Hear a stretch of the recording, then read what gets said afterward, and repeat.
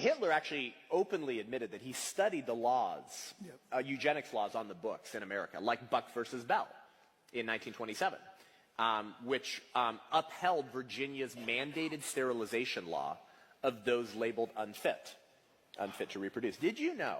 Who's heard of Buck versus Bell, by the way? See? Isn't that crazy? It's one of the most atrocious, controversial Supreme Court decisions, right up there with Dred Scott. The hidden history of the secular moral revolution.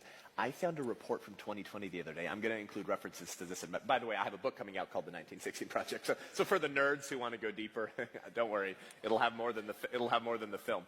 This report looked at the 9 most commonly used high school history textbooks in the United States of America. Any coverage of the eugenics movement, the American Eugenics Society, Margaret Sanger, and Buck versus Bell are almost entirely absent. Because of the Supreme Court decision, Buck versus Bell, that allowed the state to mandate the sterilization of those labeled unfit to reproduce, over 70,000 people were forcibly sterilized between California and New York in the next 15 years. Meaning forcibly sterilized. Like, we're tying your tubes or snip, snip. You don't get to have kids because you're bad stock. You have bad genes. Margaret Sanger celebrated the Buck versus Bell decision when it was decided. At the Nuremberg trials, guys, the Nazis, in their defense, said, but you guys had Buck versus Bell that allowed the state to mandate the sterilization of those considered a threat to the gene pool. Guys, the Nazis in their defense cited our Supreme Court decision, which Margaret Sanger celebrated when it was decided in 1927. Planned Parenthood isn't just part of the eugenics movement, they are the eugenics movement. That's right. Controlling population, breeding the fit, preventing the unfit from reproducing.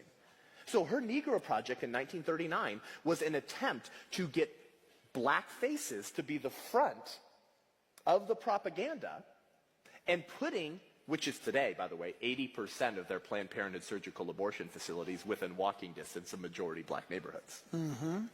As it was in 1939, so it is today. This was intentional. She had someone on her payroll for the Negro Project. It was a Negro Project director. And I've got one of their quotes. You have to dig for this stuff. I found it. Here's what someone on Margaret Sanger's payroll for the Negro Project said.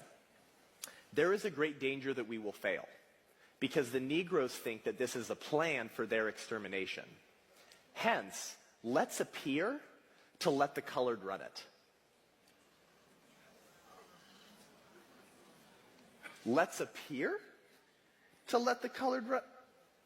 Which is why today, if you walk into a Planned Parenthood clinic in a black neighborhood, there will be a black man or woman sitting at the front desk to welcome you in.